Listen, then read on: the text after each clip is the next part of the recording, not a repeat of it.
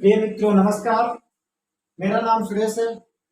Study with Suresh channel पर सभी मित्रों का स्वागत है।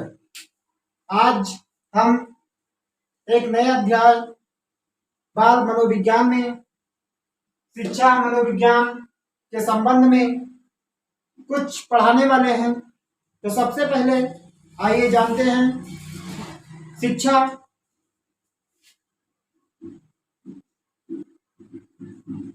एजुकेशन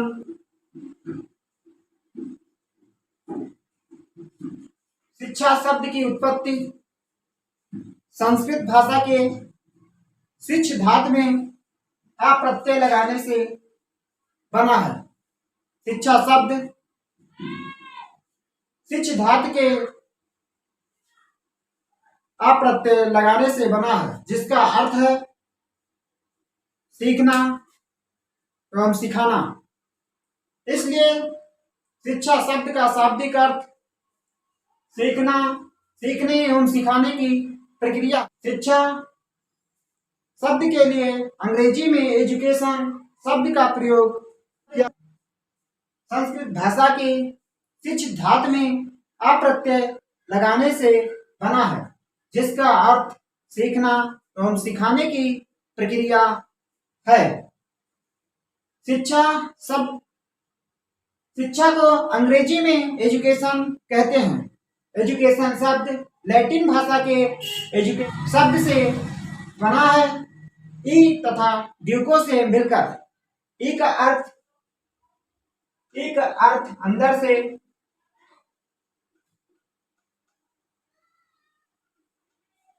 तथा ड्यूको का अर्थ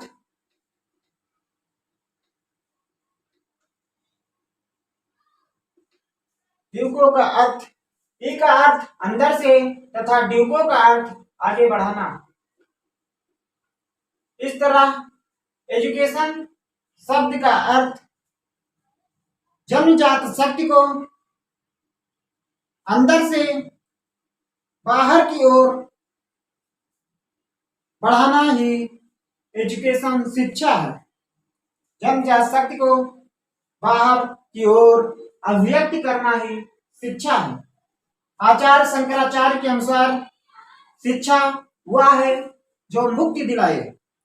शंकराचार्य सा विद्या या विमुक्ति। अरस्तु के अनुसार, जो बहुत ही इंपॉर्टेंट परिभाषा है अरस्तु की, स्वस्थ शरीर में ही स्वस्थ मस्तिष्क का निर्माण करना ही शिक्षा है। स्वस्थ शरीर में ही स्वस्थ मस्तिष्क का निवास होता है, अरस्तु का कथन है। Education is the modification of behaviour. Upanishad का अर्थ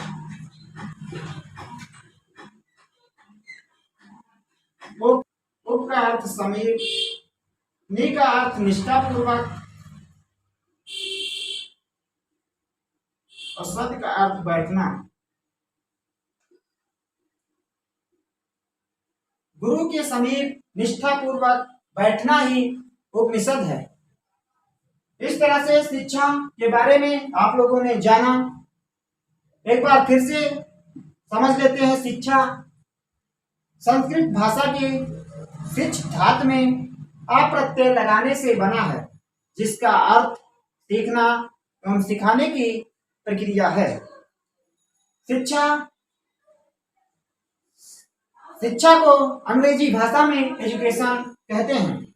एजुकेशन शब्द लैटिन भाषा के एजुकेटम शब्द से बना है। शब्द ई तथा ड्यूको से मिलकर बना है।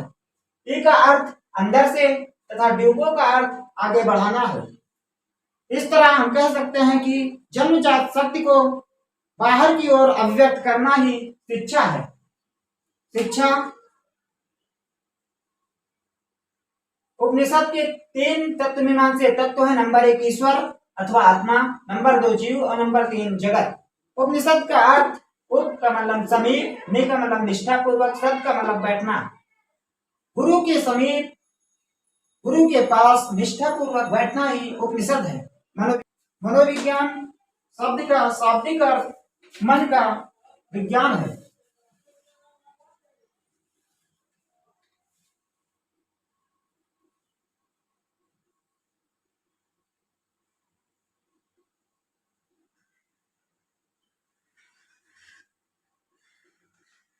साइकी शब्द का अर्थ साइकी शब्द का अर्थ आत्मा तथा लोगस शब्द का अर्थ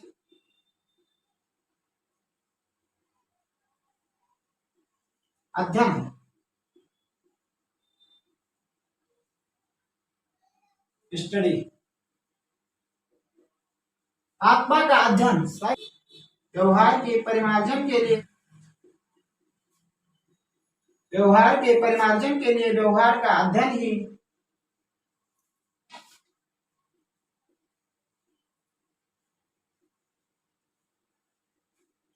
शिक्षा मनोविज्ञान है।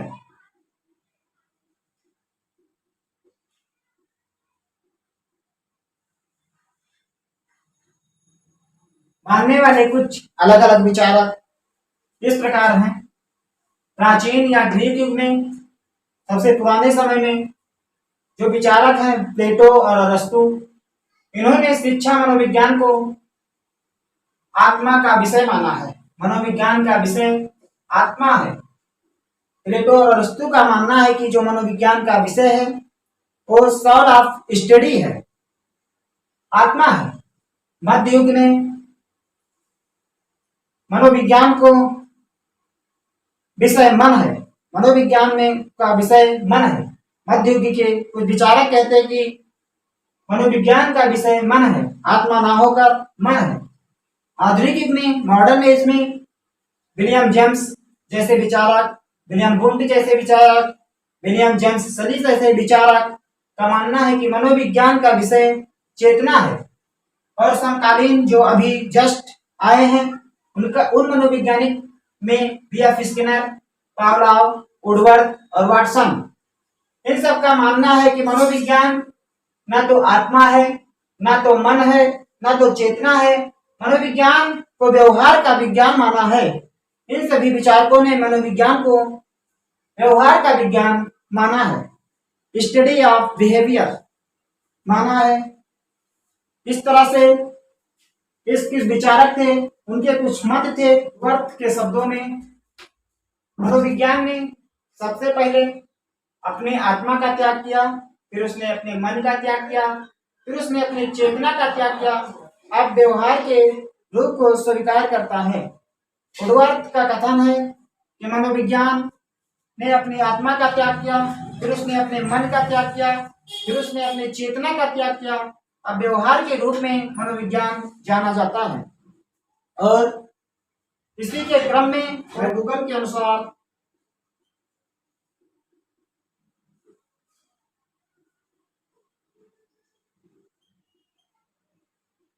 मैकडूगल के अनुसार मनोविज्ञान आचरण एवं व्यवहार का यथार्थ विज्ञान है।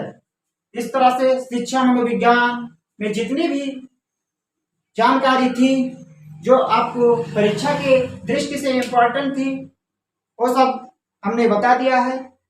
इसी के साथ धन्यवाद।